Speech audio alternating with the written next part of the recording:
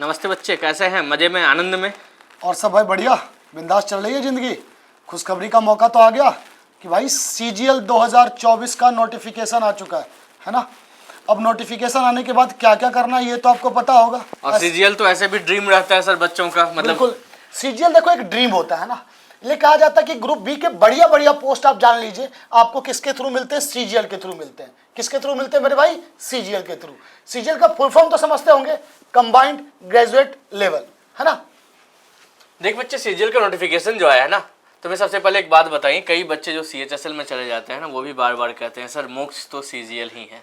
मतलब सच में सीजीएल एक ड्रीम जॉब है बच्चों के लिए। बच्चे चाहते हैं, सीजीएल का वेट करते हैं कि कितना जल्दी सीजीएल आए।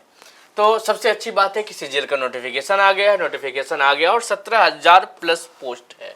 ओके, ये अच्छी बात है, ये खुशखबरी है आपके लिए।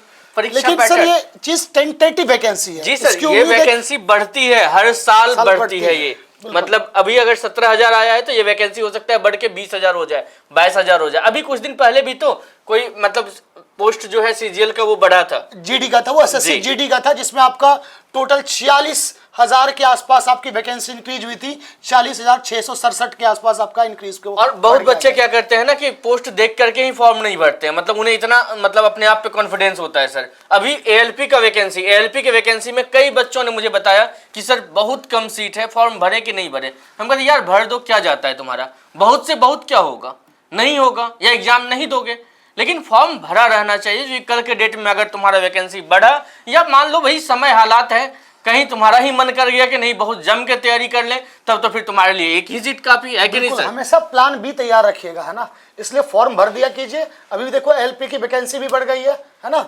और यही सीजीएल में होगा सर। ऐसे ही 17,000 सीट सर बहुत सीट है। हाँ। मतलब ऐसा सीट मुझे लगता है कि जब से मतलब आंदोलन के बाद तो ये दूसरी बार इतना ज्यादा सीट है ना। मतलब एक बार 22 में और दूसरी बार यही 24 में। हाँ। तो ये अच्छी बात है कि इतनी ज्यादा वैकेंसी है। परीक्षा पैटर्न दोस्त सीजीएल के बारे में पता है आपको कि एक पीटी का एग्जाम होता है, दूसरा मेंस होता है ना।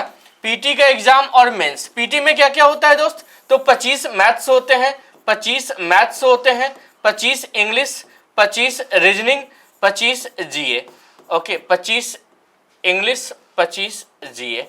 मतलब सारे सेक्शन से 25-25 क्वेश्चन होते हैं, जीए या जीएस कर लीजिए। और ये पीटी जो होता है ये क्वालिफाइंग नेचर का होता है। मतलब कोई इसमें पूरा का पूरा मतलब 100% मार्क्स ले आए तब भी बहुत परेशान नहीं होना है, और कोई बस क्वालिफाई कर गया तब भी बहुत दुखी नहीं होना है ना सर। हाँ। और इसके बाद पीटी के बाद क्या होता है? तो मेंस होता है। मतलब पीटी बस क्वालिफाई करना है, पीटी का मार्क्स आपके मेरिट में जोड़ने वाला नहीं है, बस आप एक मतलब एग्जाम पास कर लिया, अब दूसरे के लिए आप योग्य हैं, है ना। और मेंस का जो एग्जाम होगा दोस्त, वहां पर मैथ्स और रीजनिंग होगा। मैथ्स और रीजनिंग कितने कितने क्वेश्चन होंगे? 30 और 30। और एक क्वेश्चन कितने मार्क्स का होगा? 3 मार्क्स का। तो 60 क्वेश्चन कितने मार्क्स के हो गए? 180 मार्क्स के। ओके, अब इंग्लिश और जीए होता है दोस्त।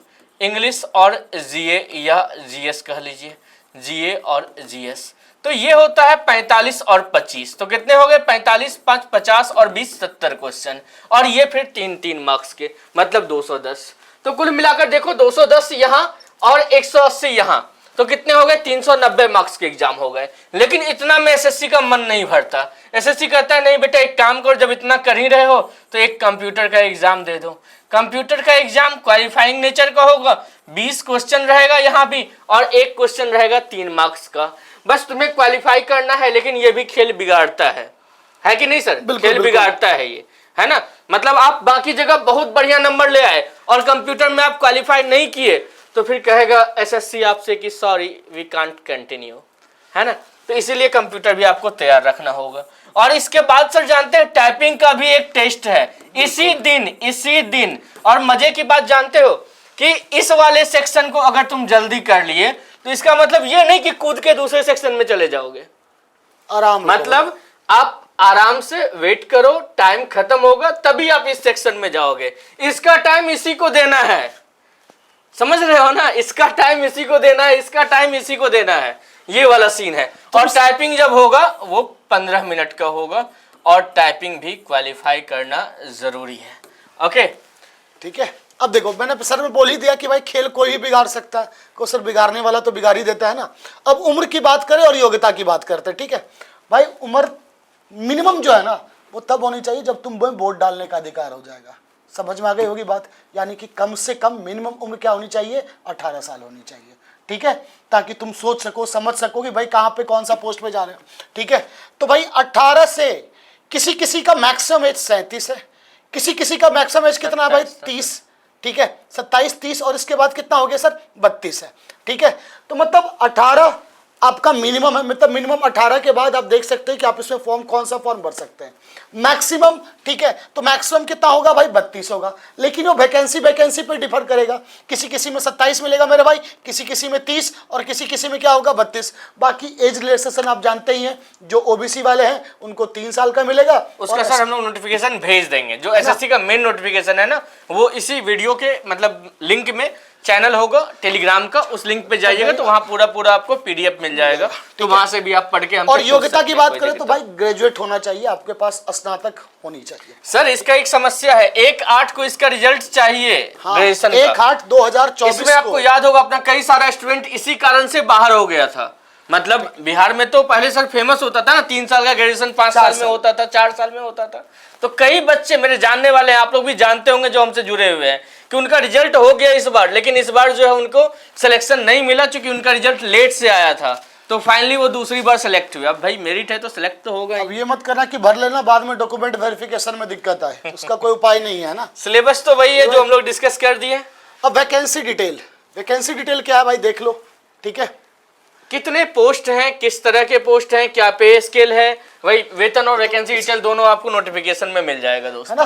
बस इतना याद रखना कि वेतन जो होगा वो 9300 से स्टार्ट होती है और 34,850 समथिंग ये पे स्केल है। बहुत बच्चों को तो अभी आ भी नहीं रहा होगा पे स्केल समझना, है ना। फिर ग्रेड पे जो होती है वो 4800 से स्टार्ट है, 4800 भी है, 4200 भी है, इस तरह से करके जितना वैरी करता है वो वेतन है ना। तो पहले मेरे हिसाब से पहले तुम ज्वाइन कर लो, फिर बाकी चीजों पे बात करेंगे। बाकी डिटेल हमारे टेलीग्राम चैनल आरंभ लिखना, ठीक है, हिंदी में बाकी रंभ लिख देना, बाकी तो समझ आ रहा है। इसके मतलब लिंक में भी होगा डिस्क्रिप्शन में, उसमें भी आप जाके ज्वाइन कर सकते हो। बाकी आपके पास अगर पहली बार हम लोगों का वीडियो पहुंचा है तो आप जरूर से जुड़ जाए हमारे चैनल से, लाइक कमेंट शेयर करें। धन्यवाद। काफी समझदार।